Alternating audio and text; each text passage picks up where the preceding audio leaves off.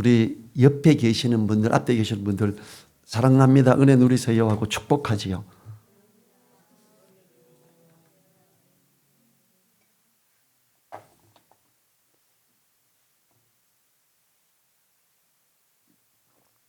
다음 주가 무슨 날이지요? 다음 주 주일이 무슨 날인지 아세요? 예, 우리가 예배 드리러 우리가 야외 예배 드리러 가는 날이에요. 우리인데는 뭐 그게 제일 중요하지 않겠어요? 우리가 여기서 10시에 출발합니다. 그리고 거기에서 이제 예배 드리는 장소가 있어요. 아니요, 10시에 출발. 9시 55분까지 오시면 됩니다. 네. 그리고 이제 거기에서 예배를 드리고 나면 이제 도착하면 한 11시 한 5분 전이나 10분 전 돼요. 그러면 거기서 정리 좀 하고 자리 잡고 이렇게 찬양 드리고 그다음에 말씀 나누고 기도하고 그다음에 이제 거기서 같이 준비된 다가와 그리고 식사 고기 구워 먹고 그럴 거예요. 그래서 멋진 나들이 우리가 뭐 코로나 때문에 맨날 이게 주눅 들어 있지 말고 이번에는 좋은 데 가서 우리 포천이에요. 아주 그 한옥처럼 옛날 고급 한옥처럼 기와집이 이렇게 돼 있고 멋진 곳으로 가요. 그래서 거기에서 우리가 차도 마시고 이제 1층에는 이제 찻집이 있어요. 그래서 거기서 차도 마시고 다가도 나누고 우리는 이제 2층에서 우리끼리 앉아가지고 다고 전혀 다른 사람들은 안 와요. 거기는 이제 특별히 우리 민집사님이 장소를 이렇게 준비해 놨어요. 그래서 같이 가서 좋은 데 가서 이렇게 누리고 오기를 바랍니다. 그래서 다음 주에는 교회 몇 시까지 와야 된다고요? 예, 9시 55분까지. 네. 그래서 10시에 출발합니다. 내가 10시 5분에 왔더니 가버리고 없어. 이러지 마세요. 분명히 10시면 출발합니다. 9시 55분까지 와야 되니까 가서 맛있는 것도 먹고 좋은 경치도 보고 그렇게 될 거예요. 우리가 거기서 점심을 먹게 되죠. 그리고 이제 그 다음 주가 또 이제 5월 마지막 주죠. 그래서 이제 우리가 같이 의논을 좀 해서 6월 달부터는 여기서 점심도 좀 먹고 이렇게 오후 예배도 하고 이랬으면 좋겠습니다. 잠깐 이제 막 놀면서 젊은 사람들이 저는 그렇게 4군데까지 돌아다니는 거는 상상도 못했어요. 술 마셔도 한 집에만 마시는 줄 알았더니 이거는 막 여기저기 계속 돌아다니면서 마셔서 큰 일을 내고야 말았는데 여전히 참 사회가 떠들썩하게 됐잖아요.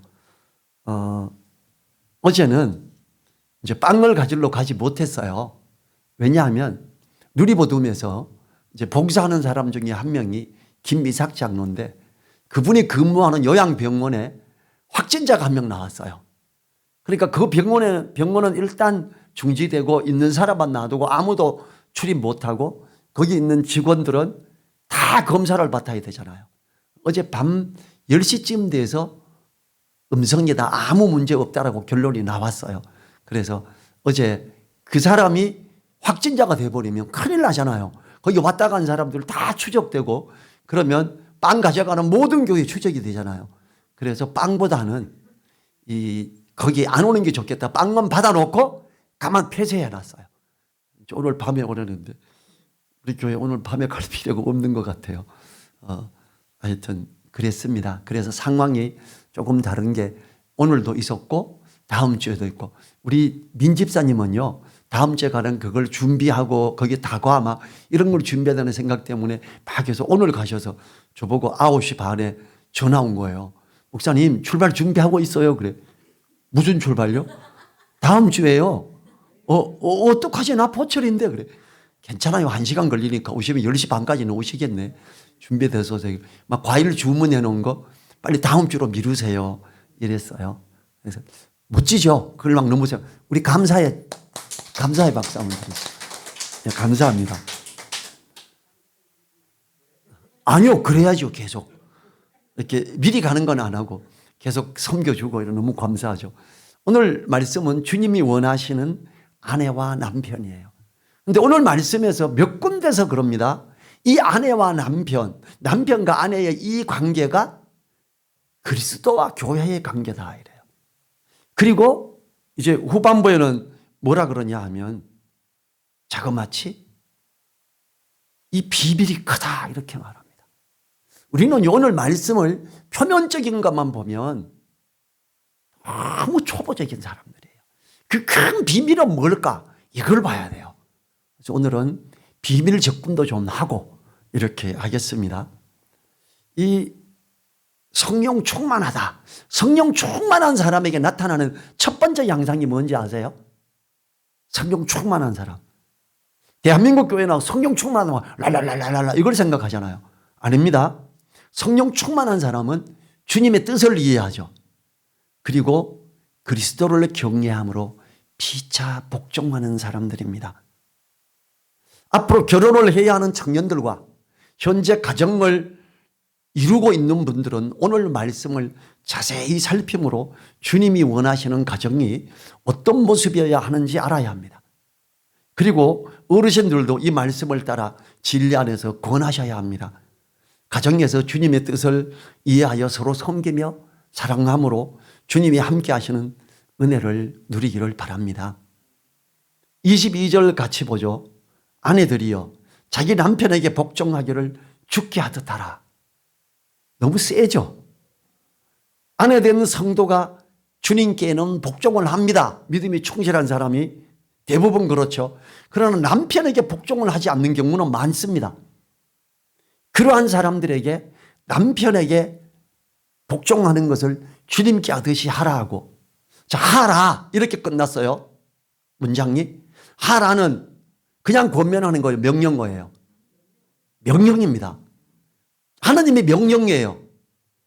아내 된 자들아 자기 남편에게 복종하는데 주님께 복종하듯이 그렇게 해라. 엄명한다 이 말이죠. 이 하나님이 처음의 아내인 하와를 만드실 때 그 목적이 무엇이었는지요? 우리는 주의 뜻을 이해해야 됩니다.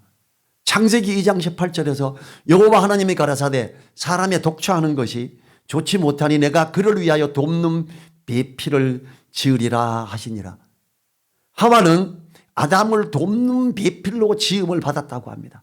처음 지음을 받을 때부터 아담과 하와는 다르죠.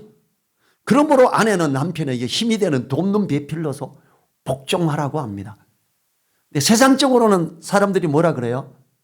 요즘에 제일 앞뒤 구분 못하는 남편이 무슨 남편이라 그러는지 아세요? 삼식이. 하루 세 끼 집에서 먹는 남자. 세상에 어떻게 세상 물정을 저렇게 몰라 그래요. 하루 세 끼나 부인 보고 밥을 해내라 그러는 거 아니다. 이렇게 세상적으로는 이렇게 유머틱하게 말을 합니다. 하나님은 뭐라 그래요? 삼식이 되는 남편 밥 잘해줘야 된다. 내가 너를 돕는 배필로 지었어. 이렇게 말씀하시잖아요.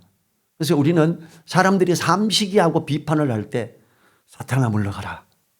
또 말씀을 회방하는 이런 것들이 세상을 주도하기 시작하는구나. 우린 진짜 경건하게 엄숙하게 그런 말들에 맞서야 합니다. 23절 볼까요?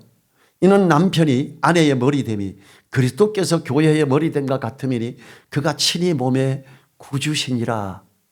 지금 남편이 머리다 이렇게 이야기해요. 근데 교회를 비유해요. 교회의 머리가 교회에서 으뜸이 누구예요? 교회의 머리가 주님입니다. 목사님 아니에요. 주님이 교회의 머리며 우리는 목사님과 장로님과 권사님과 집사님 우리 성도님들은 주님 안에서 뭐예요? 한 지체입니다. 똑같아요. 이거 피라미드 구조 아닙니다. 교회는 머리된 주님과 지체된 우리가 함께 세워져 가고 그 말씀을 따라 조금씩 변해져 가는 걸 함께 지어져 가느니라 이래요. 연락하고 상합하여 함께 지어져 갑니다. 함께 세워져 갑니다. 우리 주님이 교회의 머리 된 것은 절대 변할 수 없는 진리지요. 주님이 교회의 머리 되신 것 같이 남편이 아내의 머리됨도 그와 같다고 합니다. 남편이 아내의 머리됨이 절대 변할 수 없는 진리라는 거지요. 많은 경우에 요즘은 여권신장이라서 남편들이 밥도 해라, 남편들이 청소도 해라, 직장이 안 다니는 여자인 아내를 두고도 와가지고 애 봐라 다 하래요. 직장 가서 스트레스 받고 윗사람에게 눈치 보고 이렇게 힘들어 오는데 집에 오면 머리로서 좀 존중해 주고 수고하셨어요. 오늘 이거 당신 좋아하는 이런 걸로 준비했으니까 맛있게 드시고 힘내셔야 돼. 집에 와서 충전 좀 하고 위로 좀 받고 힘을 내고 가야 되는데 집에 오면 뭐해? 왔으면 애 봐야지. 뭐해? 저거 설거지하지. 뭐해? 청소해야지. 이러면 어떻게 되냐고요.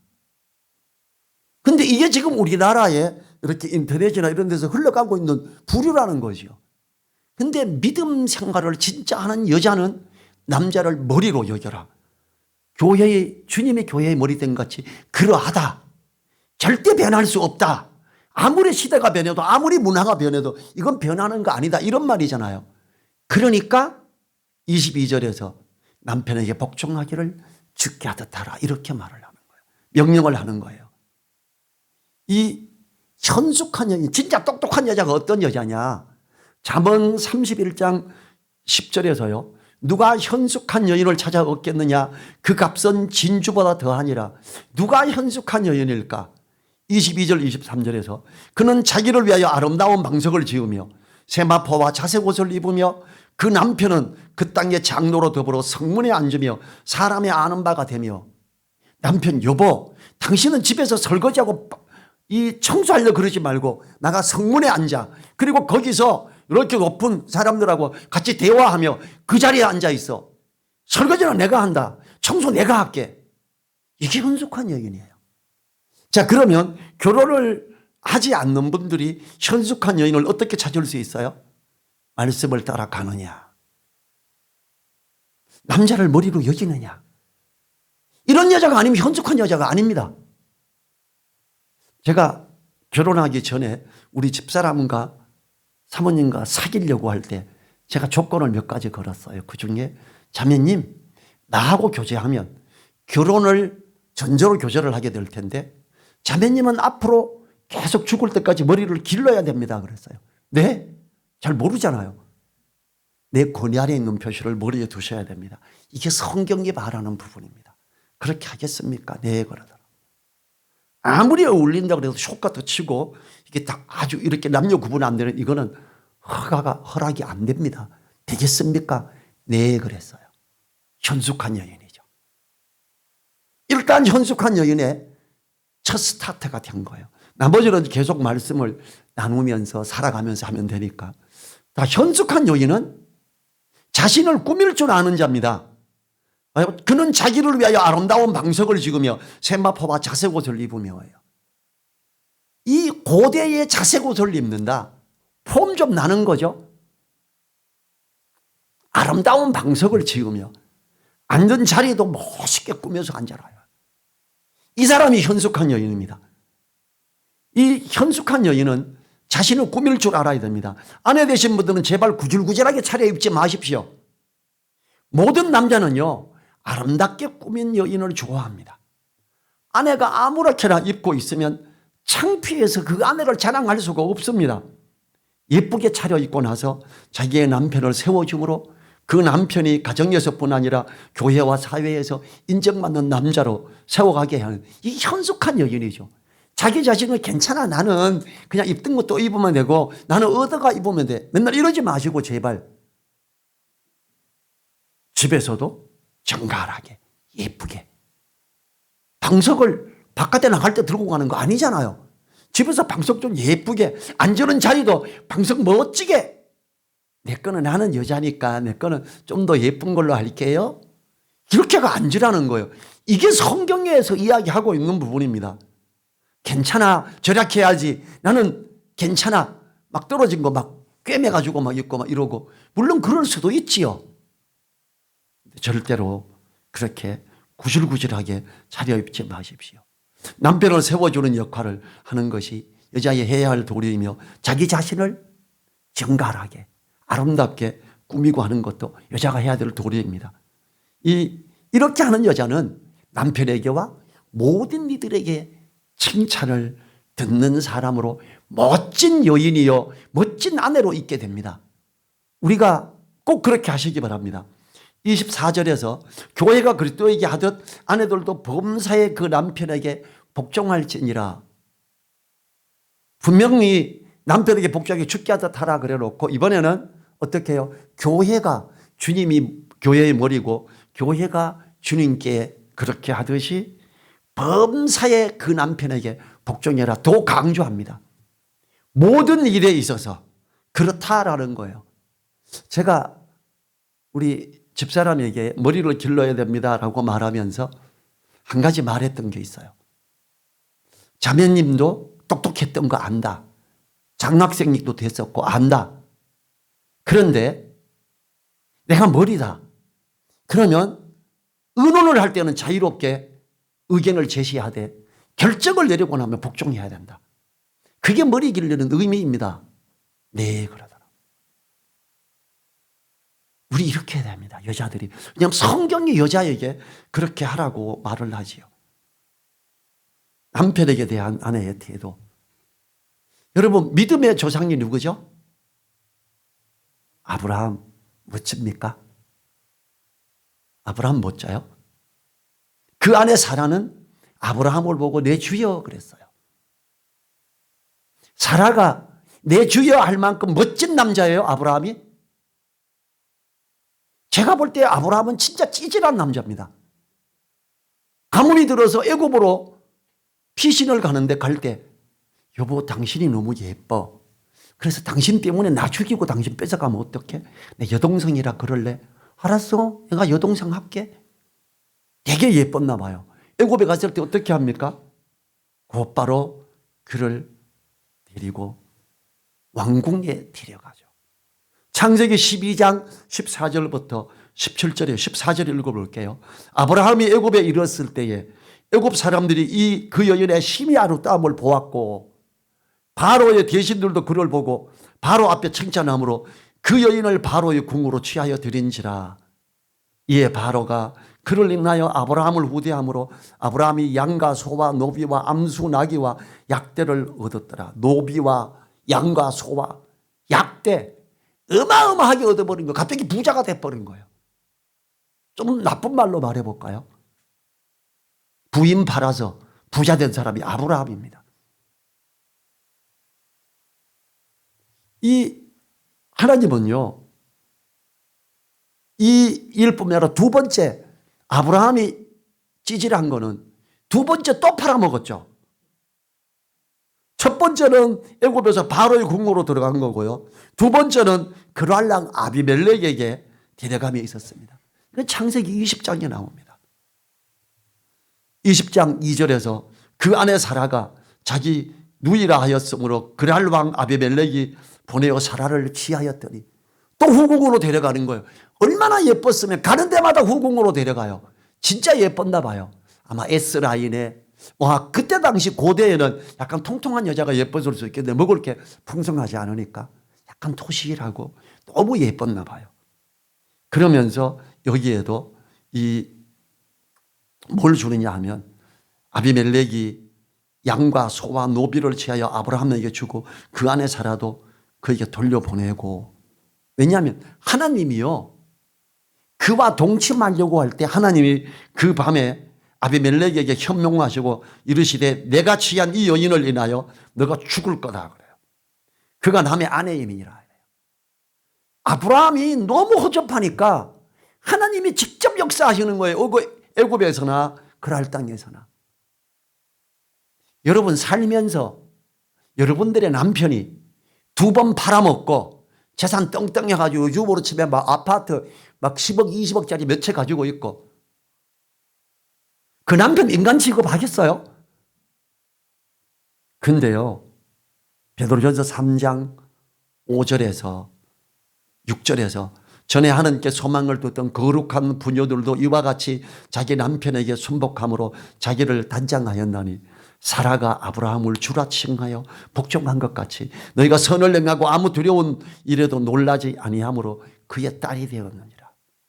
믿음의 조상 아브라함, 믿음의 여인 사라예요.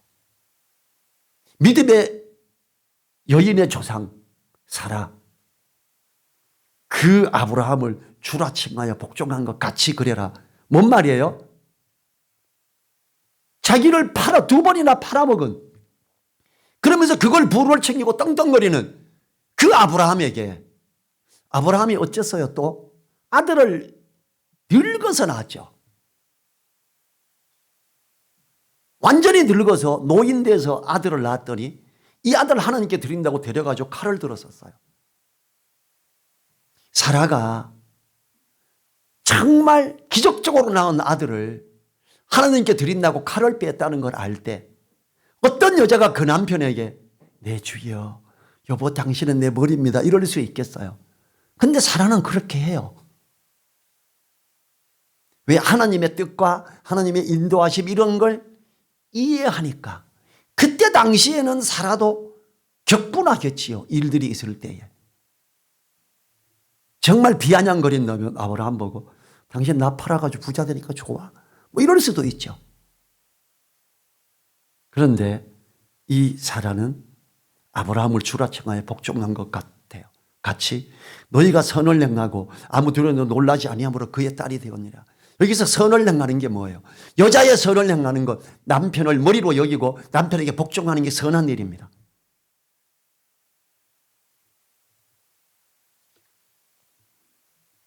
(25절부터는) 남편에 대한 거죠. 남편들아 아내 사랑하기를 그리스도께서 교회를 사랑하시고 위하여 자신을 주신같이 하라. 아내는 남편에게 복종해야 되는데 남편은 어떻게 해야 된다고요? 그리스도께서 자신을 내어주신 같이 아내를 위해 목숨을 걸고 위하고 가라 이렇게 해요. 남자에게 요청하는 게 어려워요? 여자에게 요청하는 게 어려운 거예요? 남자에게 요청하는 게 어려운 거죠. 완전히 헌신적인 사랑, 아가페 사랑, 그걸로 사랑을 해라 이렇게 이야기하는 거죠. 26절에서 이는 곧 물로 씻어 말씀으로 깨끗하게 하사 거룩하게 하시고, 주님은 신부된 교회를 말씀으로 깨끗하게 하셔서 거룩하게 하십니다. 우리가 알듯이 교회는 때로는 시끄럽고 손가락질 당하기도 합니다. 그러한 부족한 교회를 말씀으로 깨끗하게 하시는 분이 주님이시지요. 지금 바울은 분명 남편과 아내에 대하여 말하면서 주님의 사랑으로 대하여 말합니다. 이로 보건대 남편은 아내의 부족함을 덮어줘야 하며 허물된 것들을 말로서 깨끗하게 하여 거룩하게 해야 됩니다. 아내된 자도 아브라함처럼 허물된 것들을 있지만 머리로 여겨야 되고, 아내의 어떠한 부분, 허물된 부분을 볼지라도 남편은 덮고 깨끗하게 해줘야 된다 이거예요. 자, 27절에서 티나 주름 잡힌 것이나 이런 것들이 없이 거룩하고 흠이 없게 하려 하심이니라. 이것은 첫째는 성도들을 성화하여 주님을 닮아가게 하는 것을 1차적으로 말하는 거고, 둘째는 아내가 부족하여도 그 티나 주름 잡힌 허물을 깨끗이 하여 흠이 없게 해야 함을 말하는 것입니다. 성경 당시의 남편들은 그 아내의 부족함을 트집 잡아서 쫓아내기도 했습니다. 우리나라에서도 칠거지약이라 하며 아내를 내어 쫓는 풍습이 있었지요. 아내의 확실한 허물을 드러내는 것으로서 그 고대의 서양에서나 우리나라에서 있었던 일입니다. 그런데 그러지 말라는 거예요. 티나 허물, 남편이 너가 덮어줘야지. 너가 욕을 먹더라도 너가 먹어야지. 주님이 어땠어? 우리들의 죄를 대신해서 욕먹고 벌거벗김을 당하고 머리에 가시관을 씌고 이랬지 않았냐? 그 주님처럼 아내의 허물을 너가 책임져라. 시댁에서 부인이 욕을 먹고 있다. 남자가 내가 그랬어 어머니, 내가 그랬어 아버지, 내가 이거 하자 그랬던 거야. 욕 대신 먹으라는 거예요. 이게 지금 남자에 대한 표현을 말하고 있는 거지요. 그리스도인 남편은 그 아내의 허물들을 모두 덮어서 깨끗하게 하여 흠이 없게 보이게 하여 사랑으로 감싸야 된다.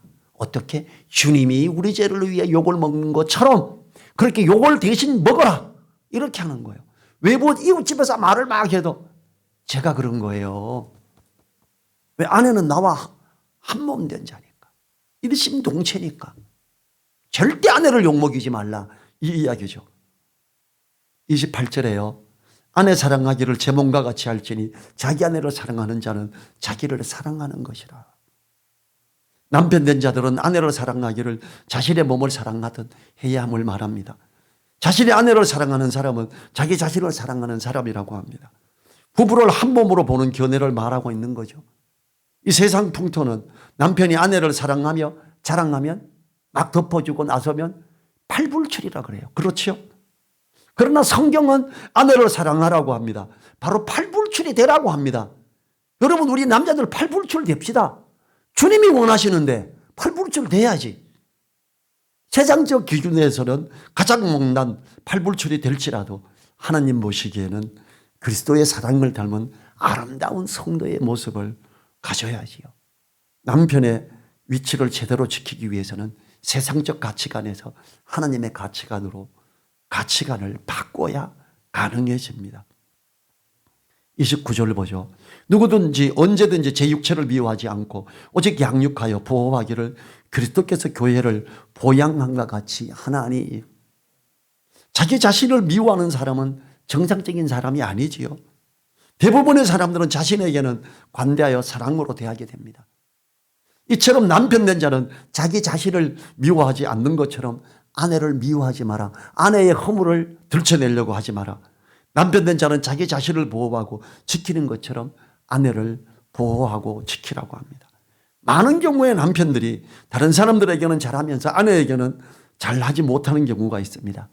그러나 성경은 아내를 보호하고 보양해야 한다고 말하고 있지요. 세상 사람들은 아내를 보호하고 두둔하여 세워가면 남자답지 않은 것처럼 조금 전에도 말했듯이 팔불출이라 그러지만 오히려 에이 못난 놈 이럽니다. 그러나 성도들은 주님의 말씀을 순종하여 양육하고 보양음으로 하나님의 칭찬을 들음으로 가정을 사랑 안에서 세워가야 됩니다. 보양이 뭐죠? 몸을 편안하게 하여 건강을 돌보며 잘 먹게 하고 편안하게 하는 것입니다. 생활비 제대로 주고 돌보라는 거예요. 지켜주라는 거예요. 베드로전서에서는 아내를 보양하고 보호해야 하는 이유를 아내는 여자는 더 연약한 그릇이기 때문이다 이렇게 말합니다.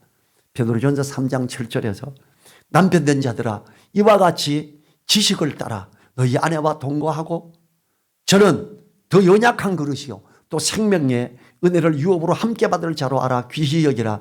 이는 너희 기도가 막히지 아니하게 하려 함이라. 남편 된 분들 아내를 귀히 여겨야 됩니다. 기도가 나는 기도 응답이 도무지 안 돼요. 혹시 아내를 귀히 여기지 않으셨지 않았습니까? 아내의 허물을 적극적으로 덮고자 하지 않았다면 그 기도가 막히죠. 아내를 귀히 여기고 그렇게 존중해야 되는 정말 사랑하고 위해야 되는 이유는 내 기도가 상당되기 위한 조건의 한 부분입니다. 너희 기도가 막히지 아니하게 하려 하니라. 이렇게 성경은 이야기합니다. 기도가 막히지 않으려면 아내를 귀하게 여김으로 사랑하고 보살펴줘야 됩니다. 그렇게 하면 기도가 막히지 않는다고 약속하십니다. 하나님 말씀 믿으시죠? 30절 31절 보죠. 우리는 그 몸의 지체임이라. 이러므로 사람이 부모를 떠나 그 아내와 합하여 그들이 한 육체가 될지니. 그리스도께서 교회를 보양하는 이유는 교회가 주님의 몸된 지체이기 때문이라. 이처럼 남편이 아내를 양육하고 보양해야 하는 이유도 한 지체이기 때문에 일심동체이기 때문에 그렇다.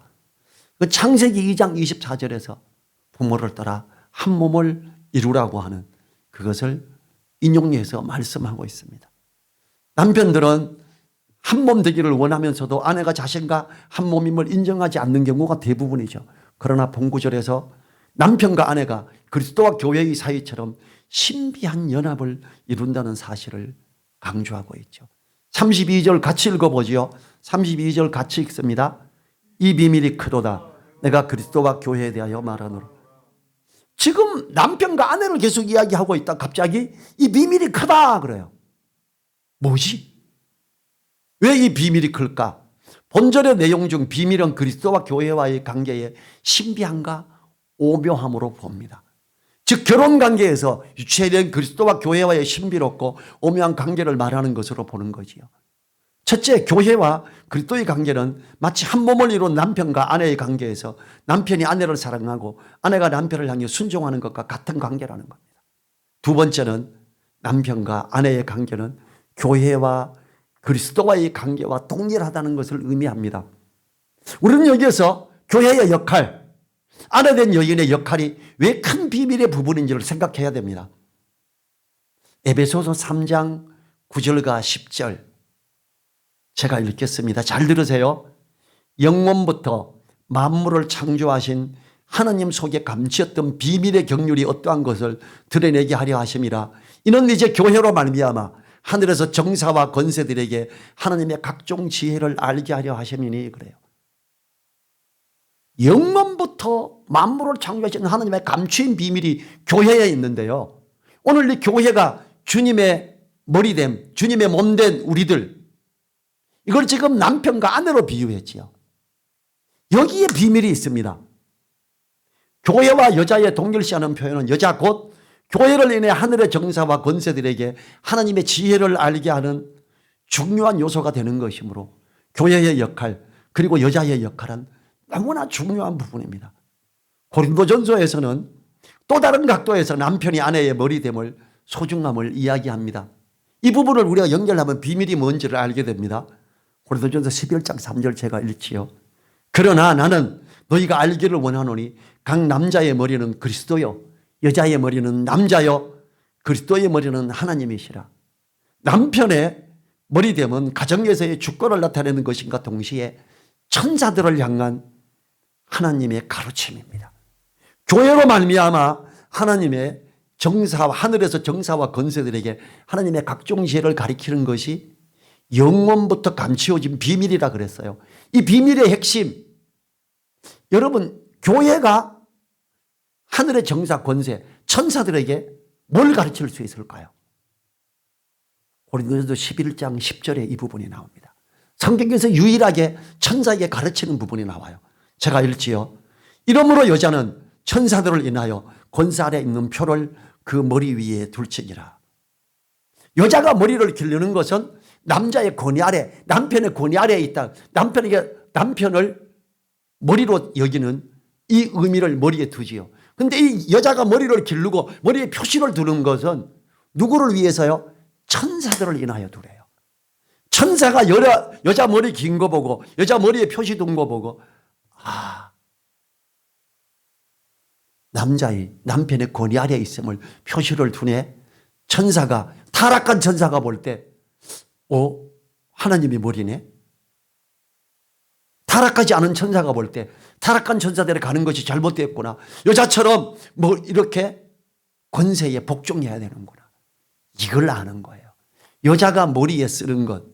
여러분 대한민국 교회 이거 가르치나요? 안 가르칩니다. 그건 문화적인 거예요. 그래서 그건 의미가 없어요. 문화적인 겁니까? 정말 영원전부터 큰 비밀 가운데서 하늘의 정사와 권세들에게 각종 하나님의 지혜를 알게 하는 교회의 핵심 부분, 그 중에 딱 하나 있는 거, 여자가 머리를 기르는 것이 천사들을 인해 기르라 그러는데 이게 문화적인 걸로 없어져야 돼요. 고린도전서 11장 1절부터 16절이 없어지면 누가 기뻐할까요? 사탄이 기뻐하죠. 하나님은 이걸 분명하게 기록해 놓으셨습니다. 여러분 이제 남편을 향해서 순종하십시오. 머리를 기르십시오.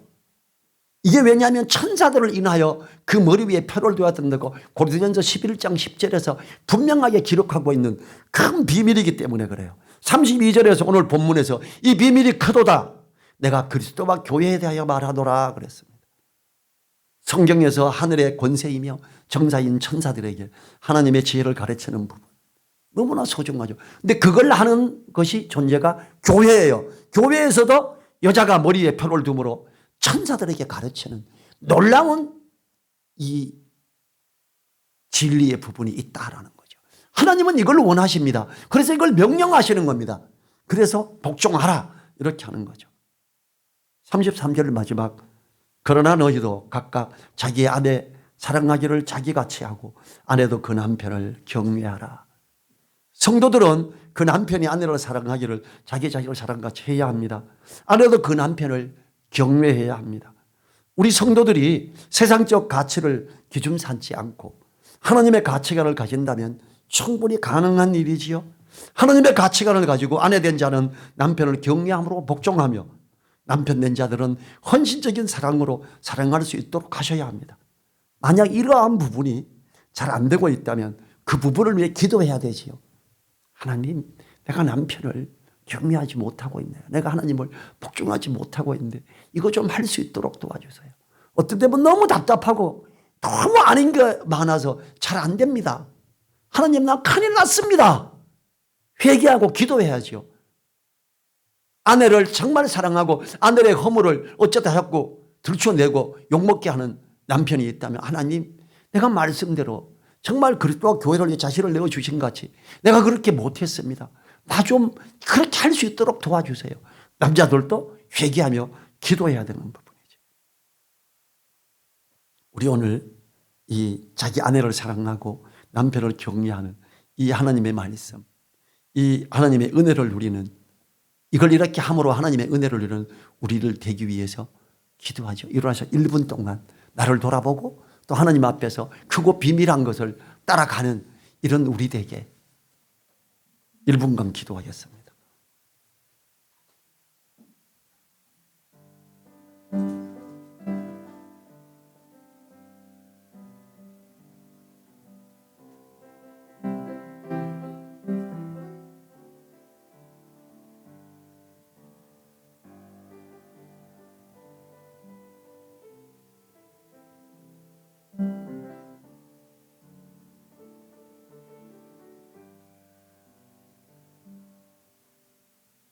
주님 감사합니다. 오늘 가정에서 남자와 여자의 부분이 어떻게 해야 되는지, 특히 아내 된 자들이 남편에게 어떻게 해야 되는지, 남편 된 자들이 아내에게 어떻게 해야 되는지를 살펴봤습니다. 남편 된 자들은 아내를 더 귀히 여기며 사랑하고 주님이 교회를 위하여 자신을 내어주신 같이 그렇게 사랑하며 허물을 덮고 책임지는 그런 남자가 되게 도와주시고, 여자들은 그 머리에 표를 둠으로써 천사들에게 하나님의 각종 지혜를 가르치는 놀라운 그 크고 비밀한 이런 것들을 따라가는 우리 되게 하여 주십시오. 우리가 말씀을 따라가는 이 사람이 되므로 세상적 가치관이 아닌 하나님의 가치관으로 가는 우리 되게 하옵소서. 그래서 하나님의 은혜를 누리는 우리 되기를 간절히 바랄 때 우리를 사랑하시는 예수님 이름으로 기도했습니다. 아멘. 지금은 우리를 사랑하시며 우리와 함께 하시며 교회의 머리 되신 우리 주 예수 그리스도의 은혜와 말씀으로 나아가는 자들에게, 하나님의 가치관을 가지고 나아가는 자들에게 함께 하시며 붙드시며 역사하시는 우리 하나님의 크신 사랑과 성령님의 감동, 감화, 교통하심이 머리 숙인 한 분 한 분들 그 머리 위에와 그 가정 위에 그 일터 위에 늘사랑 교회 위에 이제로부터 영원토록 함께하여 주시기를 간절히 축원하옵나이다. 아멘.